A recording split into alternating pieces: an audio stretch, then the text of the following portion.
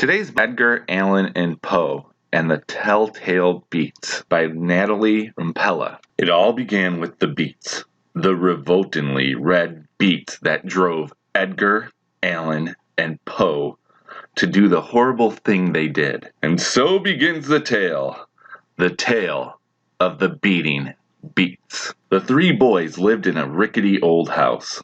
It often reeked from the odd meals their mother served. "You can have dessert only if you finish your dinner," their mother said. Oh, the moans and the groans that came from Edgar Allan and Poe. Edgar did not like the squishy squash their mother served. Allan despised the liquidy liver that still looked alive. Bouncy balls of Brussels sprouts made Poe want to barf, but they especially hated Beets. Beets were so red, so slimy, and so hard to hide.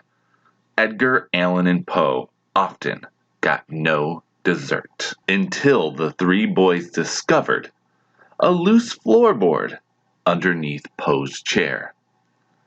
Wednesday night at dinner, the family sat down for meatloaf with a big helping of beets. "I have a plan," Edgar whispered to his brothers. "I will get Mother and Father's attention. Allan, you will grab our disgusting dinner, and Poe, you will put it under the floorboard." The two boys nodded. "Oh my goodness," began Edgar. "What do I see at the window but a giant wearing an Elvis wig?" Allan stabbed all the three helpings of the beets into his fork. Poe lifted the loose floorboard. The beets slipped into the hole with a splosh. Poe quietly replaced the floorboard.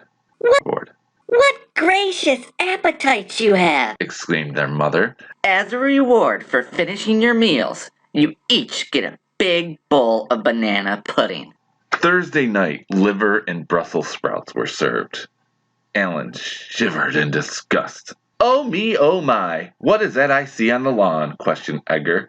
"Could it possibly be an alien in a clown suit?" The liver languished and the Brussels sprouts bounced as Allan dropped them into the hole under Poe's chair. "My boys ate it all. You each get a thick slab of chocolate cake," their mother said, clapping her hands together in delight. Friday night, their father ladled cold cucumber soup and squash into each of their bowls. "By golly, a dragon is eating your prize-winning rosebush, Father," Edgar said as he pointed at the window. The soup spattered and the squash squished. Allan had to use his toes to hide all the strings the squash left around the edge of the floorboard. "You boys never cease to amaze me," their mother laughed. "Oatmeal raisin cookies for each of you." Saturday morning, as the boys ate their pancakes, which they actually liked, Poe began to notice a funny smell.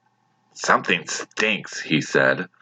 His parents couldn't smell a thing. "Why, that's probably from the giant removing his shoes," Edgar began. "Giants have big, stinky feet."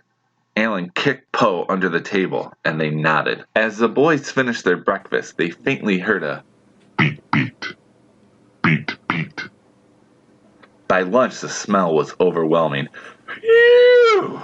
exclaimed Allan. Their mother raised her nose in the air.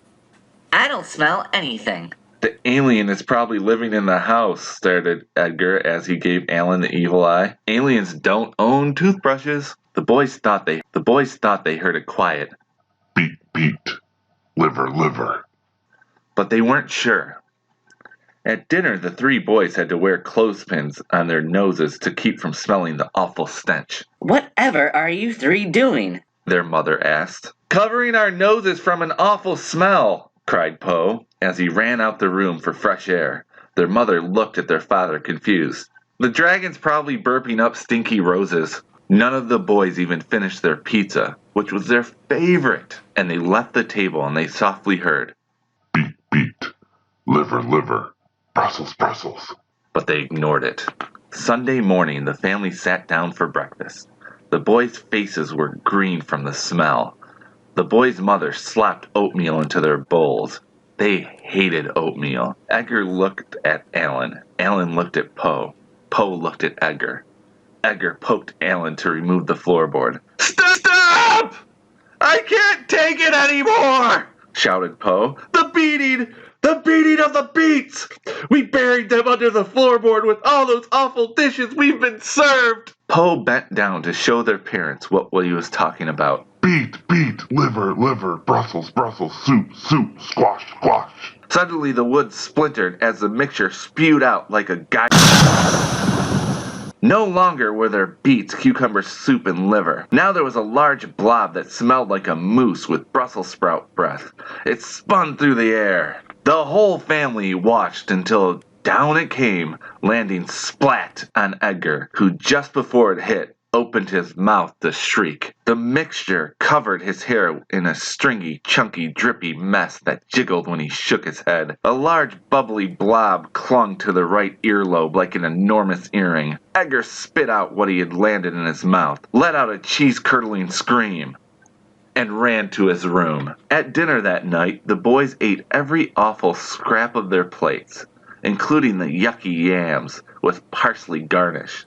Needless to say, they did not get dessert for quite some time. Edgar Allan and Poe's father fixed the loose floorboard under Poe's chair and under every other chair in the house. Except, however, one floorboard. A floorboard someone's peas were hidden under.